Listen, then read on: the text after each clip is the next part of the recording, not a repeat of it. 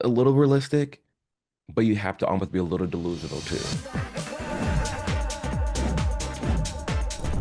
to like really go for your goals and dreams. Like when for me, more life stuff, like when I was in eighth grade living in my godparents' house, we're homeless.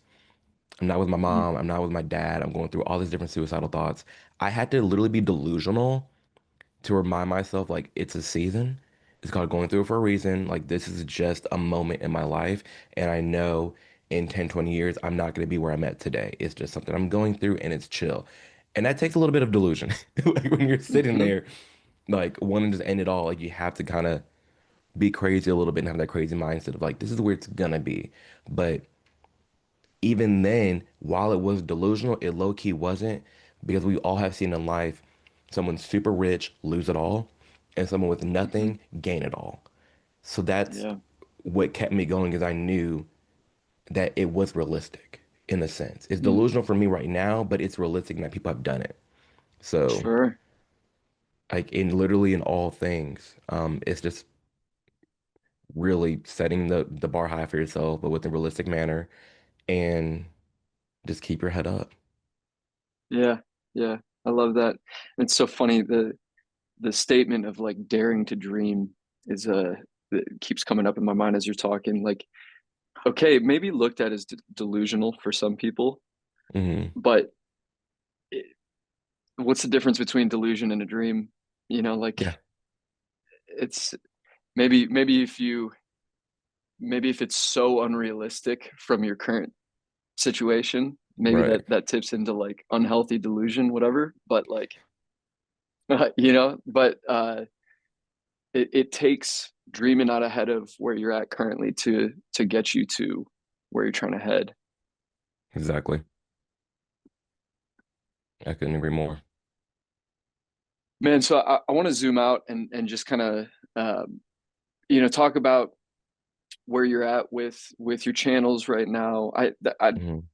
so deeply appreciate your your stance on motivating open conversation. Yeah, Uh, thank I you. I I think in like such a polarized society and like even kind of a polarized world, Yeah. it's so easy for people to just fall into one camp versus the other, whether it's uh, racial, political, whatever it Hmm. is. And if either side can't talk about things, we're never going to get anywhere. We're not gonna get anywhere. It's so my entire life, and I honestly a bit of it what drove me to a depression when I was in eighth grade is because for so long in my entire life, I'm constantly being told how to think. Amir, Mm-hmm. remember, you're black. You have to believe in Black Lives Matter. You have to hate Republicans. Most white people are racist. Oh, Amir, you're gay. Most people hate you. Most people are homophobic. Most people don't want to be around you.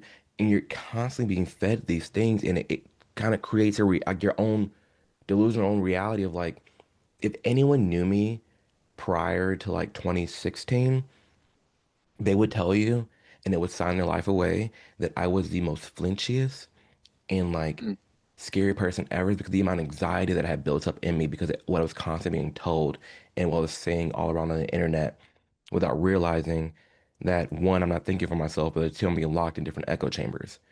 Um, Mm-hmm.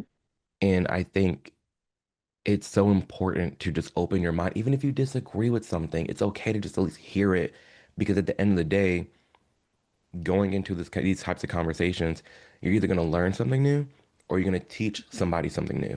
That's it.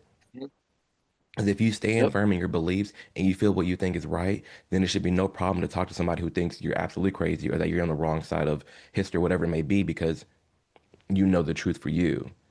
And Sure. it's I want to, and I'm glad we are. I do see it in my comments and the metrics and people being more willing to have just these tough, really tough conversations. Um, Mm-hmm. and I'm just in a unique position where, I'm able to have these conversations for a living and I'm built for it. I don't care about hate comments. I've never have. I don't care what anybody thinks. In ninth grade, I was standing against this pillar and minding my business. And this guy goes, "Hey, Amir, like you're an F slur." and threw a milk carton at me, which one is kind of ironic because I'm lactose intolerant. I was like, really? But, Damn. but two, um, I just like looked at him, wiped myself off, picked up the milk carton, threw it away, and then kept on with my business. And everybody Mm, was like, "You're not gonna fight him, like you're not mad, yada yada." And I'm like, "No, he has bigger things to battle.